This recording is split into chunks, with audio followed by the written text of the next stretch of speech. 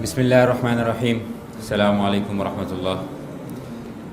جس طرح حضرت نے کہا کہ یہ ایک تقریب نہیں خاموش انقلاب ہے، یہ میرے ذہن میں اس وجہ سے آیا کہ جہاں جب میں نے دیکھا تو ماشاءاللہ کوئی عالم دین ہے، کوئی انجینئر ہے، کوئی ڈاکٹر ہے، کوئی ایگریکلچر میں ہے. یہی انقلاب کا مطلب ہوتا ہے کہ آپ ذہنی جو آپ کی دینی سوچ ہوتی ہے، اپنی سوچ رکھنے والے لوگ آپ دنیا کے مختلف فیلڈز میں بیچ دیتے ہیں. اسی کا مطلب انقلاب ہوتا ہے. جس طرح لوگ کہتے ہیں نا کہ فلاں ایجنٹ ہے، فلاں ایجنٹ ہے. ایجنٹ کا کیا کام ہوتا ہے؟ ایجنٹ کا کام ہوتا ہے کہ کسی کی سوچ کو آگے لے کر جانا.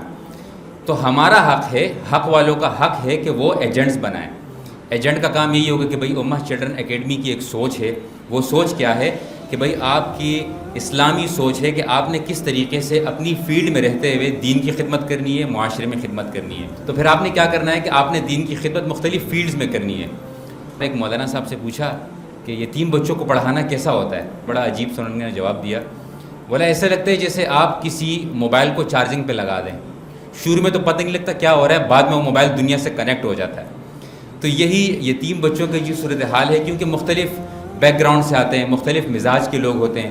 آپ ان کو اپناتے ہیں اور اس کے بعد الحمدللہ آپ ان کو سوسائٹی میں جو ہے وہ ایک ایسا فرد بنا دیتے ہیں جو سوسائٹی میں تبدیلی لا سکتا ہے. اور یہ جو تعلیم ہوتی ہے یہ انسان میں اویئرنیس پیدا کرتی ہے. یہ ایک تعلیم یافتہ انسان کی ذہن سازی کرنا بڑا مشکل ہوتا ہے. ایک مولانا صاحب کو کسی دوسری راہ پر لانا آسان کام نہیں ہوتا، اس جیسا ایجوکیشن چاہیے ہوگی. وہ کہتے ہیں ایک دفعہ ایک بادشاہ کا قافلہ گزر رہا تھا، تو وہاں پہ ایک بندہ بڑا مریل سا گدھا بیچ رہا تھا. کہتا ہے 1000 دینار 1000 دینار. تو بادشاہ سلامت نے کہا یہ اتنا مریل سا گدھا 1000 دینار کے کیوں بیچ رہا ہے؟ وزیر شاہ سے زیادہ شاہ کے وفادار وزیر بھاگتا ہوا آیا. بھئی یہ تم اتنا مہنگا گدھا کیوں بیچ رہے ہو؟ اس نے کہا یہ عام گدھا نہیں ہے، کرامات والا گدھا ہے. اس پہ کوئی بیٹھتا ہے تو اس کو مدینہ منورہ دکھائی دیتا ہے. اس نے کہا اچھا. وہ جیسے ہی بیٹھنے لگا تو اس شخص نے ہاتھ پکڑ دیا. بولا نہیں، صرف اس کو دکھائی دیتا ہے جو نیک ہو. وزیر نے کہا کیا تمہیں لگتا ہے میں نیک نہیں ہوں؟ پورا بازار دیکھ رہا ہے. وزیر جیسے ہی بیٹھا کچھ دکھائی تو نہیں دیا. پھر بھی اس نے کہا ہاں یار بڑے کرامات والا گدھا ہے، مجھے تو مدینہ منورہ دکھائی دے رہا ہے. اب بادشاہ کو تجسس ہوا.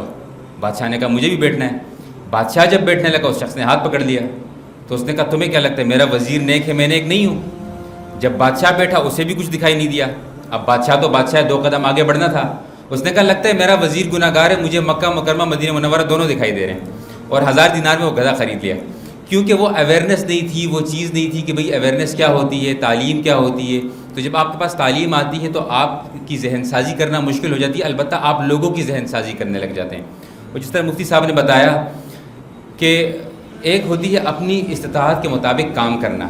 ہمارا مسئلہ یہ ہے کہ ہم گفتار میں بڑے تیز ہوتے ہیں، باتیں کرنے میں بڑا مزہ آتا ہے. جو لوگ ہمارے کانوں کو خوش کر سکتے ہیں ہمیں وہ بڑے اچھے لگتے ہیں.